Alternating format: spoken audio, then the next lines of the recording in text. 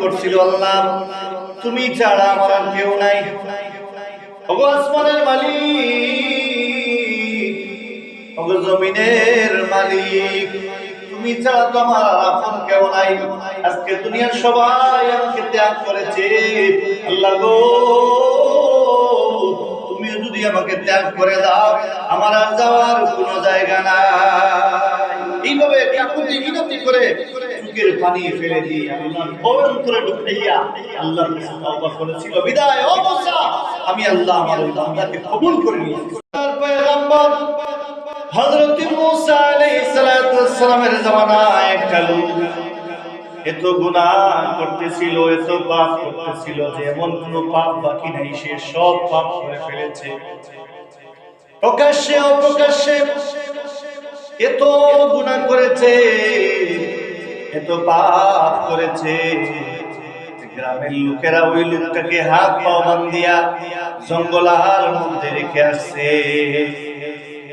একদিন দুই দিন যায়, কোনো খবর নাই, কেউ নাই, হাত পা বাঁধা অবস্থায় জঙ্গলার মধ্যে পড়ে আছে। আল্লাহ তাআলা মালাকুল মাউত হযরত আজরাইলকে পাঠাই দিলেন। আজরাইল আসার পূর্বক্ষণে লোকটা যখন বুঝতে পারলো আমার ডাইনেও কেউ নাই, বামেও কেউ নাই, সামনেও কেউ নাই, পিছনের মধ্যে কেউ নাই, উপরে একজন আছে না নাই, উপরে একজন আছে না নাই, লোকটা বলতে লাগলো হায় রে হায়, ওই পাপ থেকে বাঁচার জন্য আল্লাহ রাব্বুল আলামিন পয়গম্বর পাঠাইছিলেন, কালিমার দাওয়াত আমার কাছে আসছিল, আমি কেন কি করলাম না, আল্লাহ রাসূলের ধর্ম মুসা আলাইহিস সালামের ধর্ম কেন গ্রহণ করলাম না। লোকটা এগুলা ভাবতে আছে, হায় রে হায়, আমি ক্ষুধার্ত অবস্থায় একবারে মরে যাওয়ার অবস্থায়, কিন্তু আমার পাশের মধ্যে কেউ নাই। আল্লাহর কথা স্মরণ হয়ে গেল, লোকটা আল্লাহর দিকে হাত বাড়ায়া বলতে লাগলো, আল্লাহ তুমি ছাড়া তো আমার আর কেউ নাই। ওগো আল্লাহ, মা যদি মারে বাবার কাছে গিয়ে আশ্রয় নেওয়া যায়, বাবা যদি মারে মায়ের কাছে গিয়ে আশ্রয় নেওয়া যায়। আল্লাহ গো, মা বাবা দুইজনে মিলিয়া যদি আমাদেরকে মারে, দুনিয়ার কারো না কারো কাছে গিয়ে আশ্রয় নেওয়া যায়। ওগো মালিক, দুনিয়ার সবাই যখন মারে ত্যাগ করে ফেলে তখন আশ্রয় নেওয়ার জায়গা পাওয়া যায় না। এখন রব্বুল আলামিন তুমিও যদি আমাদেরকে মারো, আমাদেরকে নির্যাতন করো, আমাকে নির্যাতন করো, আমাকে মারো, আল্লাহ গো, আমি কার কাছে গিয়ে আশ্রয় নেব? এই বলে বান্দাটা কান্নাকাটি করতেছে, চোখ বেয়ে পানি, গাল বেয়ে মাটির মধ্যে পানি পড়তেছে। আল্লাহ রাব্বুল আলামিন আল্লাহর বান্দার এই মৃত্যুর আগের তাওবাটা কবুল করে নিয়েছেন, বলি সুবহানাল্লাহ। আরো জোরে বলি সুবহানাল্লাহ। আল্লাহ রাব্বুল আলামিন আল্লাহর বান্দার তাওবাটা কবুল করে নিয়ে নবী মুসা আলাইহিস সালামকে রাত্রিবেলা ঘোষণা দিলেন, নবী মুসা ওই জঙ্গলের মধ্যে একটা লোক মারা গিয়েছে, আমার একটা আশিক, আমার একটা পাগল মারা গিয়েছে। মুসা রে, ওর লাশটা জঙ্গল থেকে নিয়ে আসো, গোসল দেওয়াইয়া তুমি নিজের জানাজার নামাজ পড়াইয়া লোকটার দাফন কাফন করে নিও। ও মুসা, আমার ওই বান্দা, আমার ওই আশিক, আমি আল্লাহর কাছে এত গ্রহণযোগ্যতা অর্জন করেছে রে মুসা, তোমার উম্মতদের মধ্যে জানাইয়া দিও, আমার ওই আশিকের জানাজার নামাজের মধ্যে যারা শামিল হবে, আমি আল্লাহ রাব্বুল আলামিন তাদের জীবনের সকল গুনাহ খাতাগুলো maaf করে দিব। সুবহানাল্লাহ। আরো জোরে বলেন সুবহানাল্লাহ। হযরত মুসা আলাইহিস সালাম পাহাড়ের চূড়ায় দাঁড়াইয়া ঘোষণা করলেন, হে আমার উম্মতেরা শুনো, আল্লাহর একজন আশিক, আল্লাহর একজন বান্দা জঙ্গলের মধ্যে মারা গেছে, ওই লোকটার জানাজার নামাজ পড়তে হবে।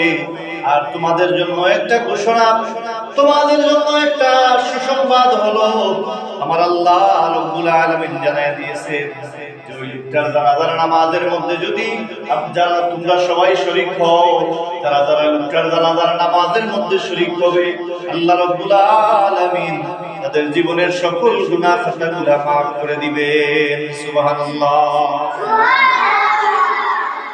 উম্মতেরা বলো, নবী আমরা যেহেতু ভাগ্যবান হয়ে যাব, আমরা তো আগে তা জানতাম না। তবে কে সেই লোকটা যে আল্লাহর এত প্রিয়, আল্লাহর আশিক, যার নামাজের যারাই অংশগ্রহণ করবে আল্লাহ তাআলা তাদের সবাইকে মাফ করে দিবেন। এই লোকটাকে আমরা দেখতে চাই। নবীজি বললেন, চলেন আমি তোমাদেরকে ওই লোকটাকে দেখাচ্ছি। জঙ্গল থেকে লোকটার লাশ নিয়ে আসা হলো। লোকেরা দেখে বললেন, ও নবী মুসা, আপনি এসব কি বলতেছেন? কার কথা আপনি বলতেছেন? এই লোকটা কি আপনি চিনেন? এই লোকটা তো হলো সবচেয়ে বড় পাপী একটা লোক, যার কারণে আমরা একে হাত পা বাঁধিয়া জঙ্গলের মধ্যে নিয়ে রেখে আসছি। মুসা আলাইহিস সালাম আল্লাহকে জিজ্ঞাসা করলেন, আল্লাহ লোকেরা ওই লোকটার ব্যাপারে এসব কি বলে? আল্লাহ তাআলা বললেন, মুসা রে, তুমি যা শুনছো তাও সত্যি, আমি আল্লাহ যা বলেছি তাও সত্যি। সুবহানাল্লাহ। তুমি যা শুনছো তাও সত্যি, আমি আল্লাহ যা বলেছি তাও। মুসা আলাইহিস সালাম কি শুনছিলেন? যে আমার ওই গোলাম, আমার খুব আশিক, আমার পাগল ওইটাকে জঙ্গল থেকে বাহির করে নিয়ে আসে। খুব গ্রহণযোগ্যতা সে অর্জন করেছে। লোকেরা বলছে কি লোকটা পাপী, আর আল্লাহ বলছেন, মুসা আলাইহিস সালামকে বলছেন যে ও মুসা, আমি যেটা বলছি এটাও সত্যি, তুমি যা শুনছো লোকদের কাছ থেকে এটাও সত্যি। এখন কোনটা সত্যি? আসলে দুটাই সত্যি, কিন্তু মধ্যখানে একটা কারণ কি? কারণ হলো তাওবা। কারণটা কি? তাওবা। লোকটা মন থেকে, অন্তর থেকে তাওবা করেছিল, তার ভয় অন্তরের মধ্যে ছিল, যার কারণে এই যে কান্নাকাটি করছিল, আল্লাহ তুমি ছাড়া আমার আর কেউ নাই, ওগো আসমানের মালিক, ওগো জমিনের মালিক, তুমি ছাড়া তো আমার আপন কেউ নাই। আজকে দুনিয়ার সবাই আমাকে ত্যাগ করেছে, আল্লাহ গো তুমি যদি আমাকে ত্যাগ করে দাও, আমার আর যাওয়ার কোনো জায়গা নাই। এইভাবে কাকুতি মিনতি করে চোখের পানি ফেলে দিয়ে আল্লাহর অন্তরে ঢুকাইয়া আল্লাহর কাছে তওবা করেছিল। বিদায়, ও মুসা, আমি আল্লাহ আমার ওই বান্দাকে কবুল করে নিয়েছি। তার তওবাটাকে এমন ভাবে কবুল করেছি যে আজকে তার জানাজার নামাজে যারাই হাজির হবে, আমি প্রত্যেকের জিন্দেগীর সকল গুনাহ তাকে মাফ করে দেব। নবীজি এই কথা উম্মতের সামনে তুলে ধরলেন। আল্লাহু আকবার। আল্লাহ রাব্বুল আলামিনের কাছে তাওবা করলে কখনো বান্দা নিরাশ হয় না। আল্লাহ তাআলা তাদের তাওবাগুলো কি করেন? কবুল করে নেন। আল্লাহর কাছ থেকে যখন নবী মুসা আলাইহিস সালাতু ওয়াস সালাম ওই লোকটার তাওবার ব্যাপারে শুনলেন, উম্মতদের মধ্যে ঘোষণা দিয়ে দিলেন, রে নবী, রে আমার উম্মতেরা, রে বনী ইসরাইল সম্প্রদায় রে, শুনো, আল্লাহ রাব্বুল আলামিন ওই গোলাম বান্দা আল্লাহ রাব্বুল আলামিনের কাছে তাওবা করেছিল। আল্লাহ রাব্বুল আলামিন তার তাওবাটাকে কবুল করে নিয়েছেন আর এমন গ্রহণযোগ্যতা অর্জন করেছে যে আজকে তোমরা যারা ওই লোকটার জানাজার নামাজের মধ্যে শরীক হয়েছো, আল্লাহ রাব্বুল আলামিন প্রত্যেককে মাফ করে দিবেন। সুবহানাল্লাহ। সুবহানাল্লাহ। আরো জোরে বলি না সুবহানাল্লাহ। কখনকার মৌত চলে আসবে কেউ জানি না, কার দরবারে কখন মালাকুল মৌত চলে আসবে আমরা কেউ জানি না, কিন্তু সব সময় তাওবা করে করে মৌতের প্রস্তুতি নিয়ে থাকতে হবে আমাদেরকে, ঠিক কিনা? আল্লাহ রাব্বুল আলামিন আমাদেরকে বেশি বেশি করে তাওবা করার তৌফিক দান করুন বলি আমিন। সম্মানিত উপস্থিতি।